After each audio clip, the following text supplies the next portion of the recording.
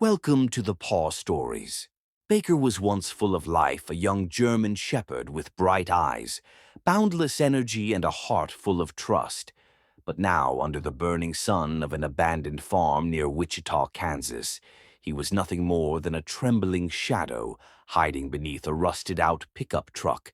The once glossy coat of black and tan was matted filthy and tangled with burrs. His ribs showed through his thin frame, and his front paw was swollen and raw from an open wound. His eyes, once full of joy, were hollow and terrified.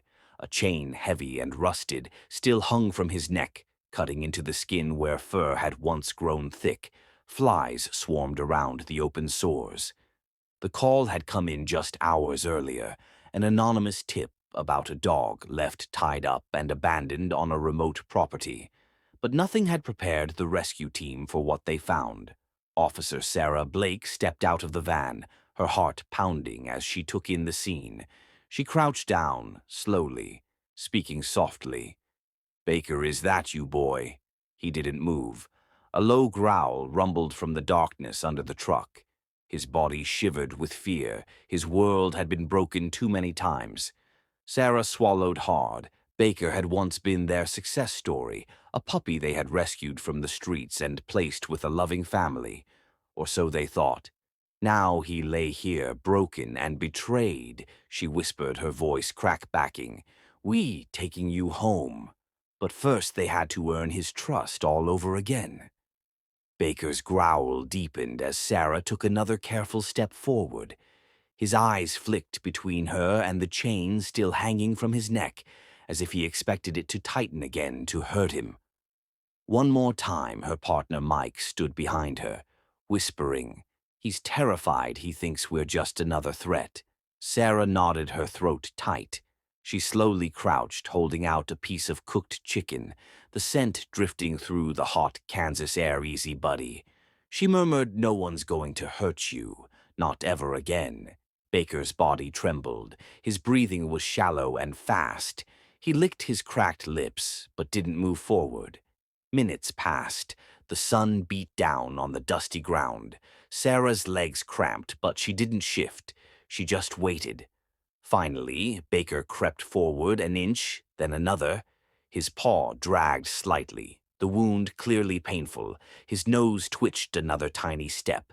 He was close enough now that she could see the deep grooves in his neck, where the chain had cut through flesh. Infection had already set in. He sniffed the chicken eyes locked onto hers the whole time. His body tense slowly, carefully. He took the food. Then he whimpered a sound so soft, so broken, it shattered Sarah's heart. He wanted help, but he didn't know how to ask. Mike whispered, "Let's get him out of here."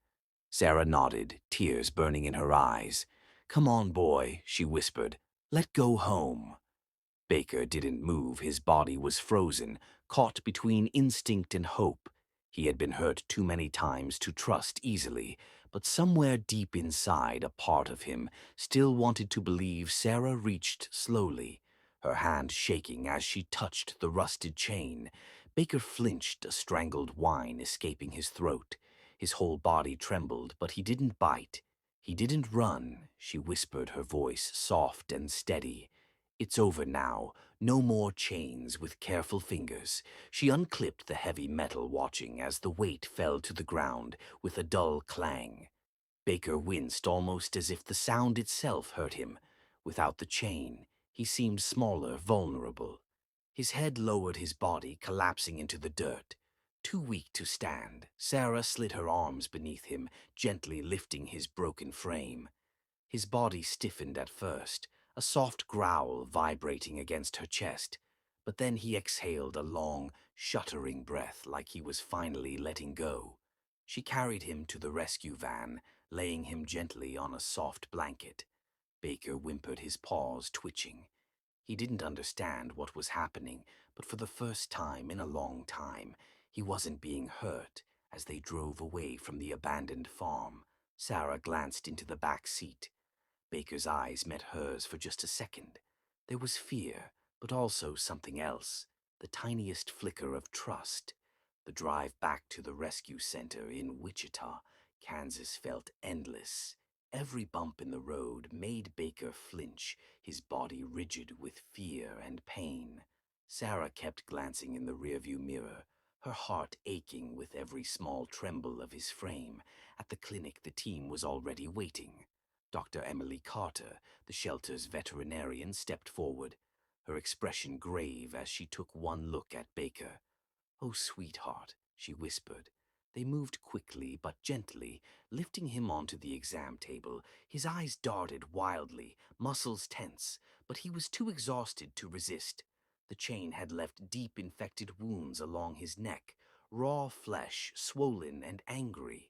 His front paw was badly swollen, an open wound oozing with pus. His ears were inflamed from untreated infections. Emily's voice was quiet but firm. "We need to operate." "The infection's spreading. He's close to sepsis." Sarah nodded, blinking back tears. "Do whatever you have to." They administered anesthesia carefully. As Baker's eyelids fluttered closed, his body finally relaxed for the first time in days. Hours passed him, and her team worked in silence, cleaning wounds, flushing infection, placing drains, stitching torn flesh.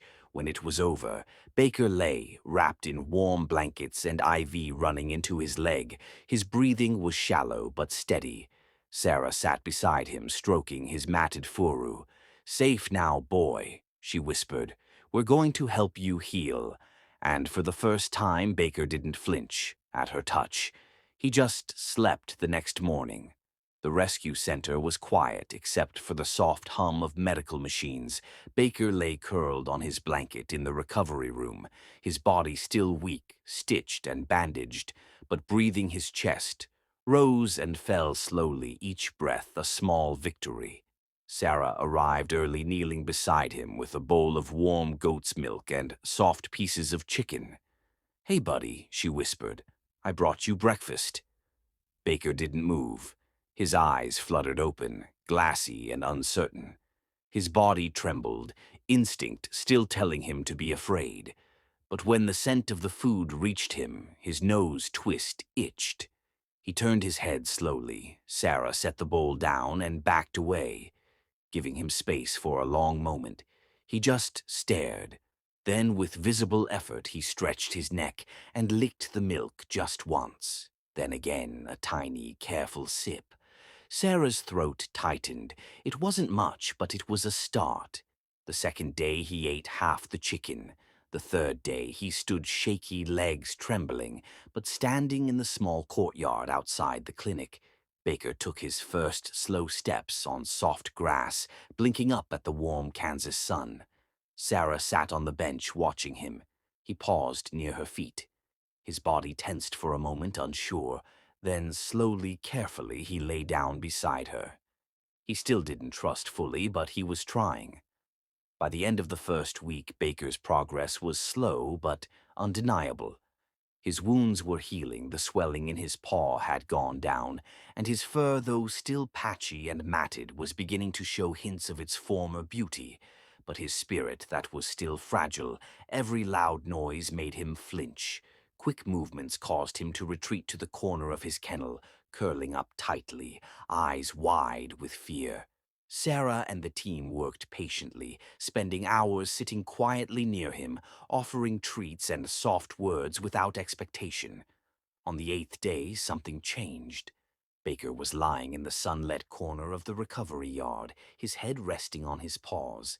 Sarah sat nearby, reading quietly, pretending not to watch. Slowly, Baker lifted his head. His eyes met hers, uncertain but searching. He took one slow step toward her, then another. Her heart pounded. He stopped just short of her feet, nose twitching. She didn't move, barely dared to breathe. And then Baker lowered his head and gently pressed his muzzle against her knee. Sarah blinked, tears welling up in her eyes. She reached out slowly, placing her hand on his head. He didn't pull away. He sighed, and for the first time she felt him relax completely under her touch. He was beginning to understand, and not all humans hurt. Some humans saved 2 weeks after his rescue. Baker stepped into the clinic's garden with more confidence in his stride. His body still carried the marks of neglect, scars on his neck, patches of thin fur, but his posture had changed. His tail, once tucked tightly between his legs, now wagged hesitantly. Sarah met him in the garden, crouching with a soft smile. "Hey, handsome," she whispered. Baker trotted over, still cautious but no longer afraid. Aphid he sat beside her, resting his head gently against her arm. But just as hope was beginning to bloom, a shadow fell over them. A loud voice echoed across the yard. "Where's my dog?" Sarah's stomach dropped. The man who had abandoned Baker stood at the clinic's gate, arms crossed, his face hard and impatient. Baker froze, his body stiffened, his breathing quickened, his ears pinned back. The trauma rushed back in an instant.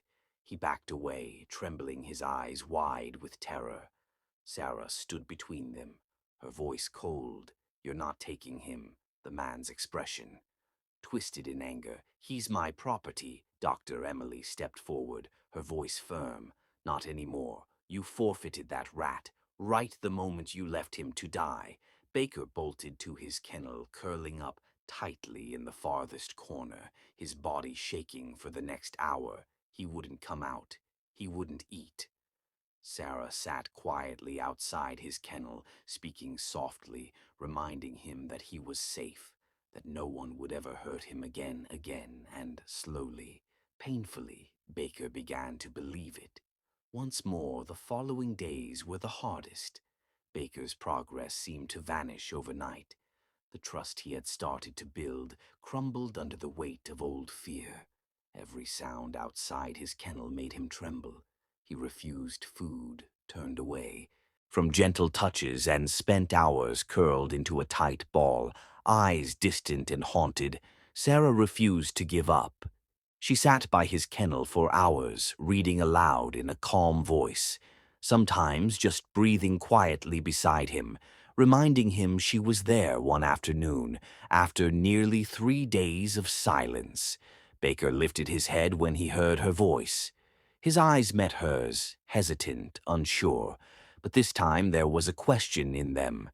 "Can I still trust you?" Sarah sat down the book and whispered, "Yes, you can. Baker, you're safe. He's gone. He'll never hurt you again." She reached into the kennel, slowly holding out a soft, plush toy, a small stuffed fox. Baker's nose twitched. He shifted, inching forward on trembling paws. He nudged the toy gently, then looked up at her. A tiny flicker of light returned to his eyes. The next morning he ate a full meal. For the first time since the confrontation on the 4th day, he wagged his tail just once. A small, hesitant wag. When Sarah entered the room, the clinic staff gathered around the window to watch him step into the garden once more. This time he didn't hide.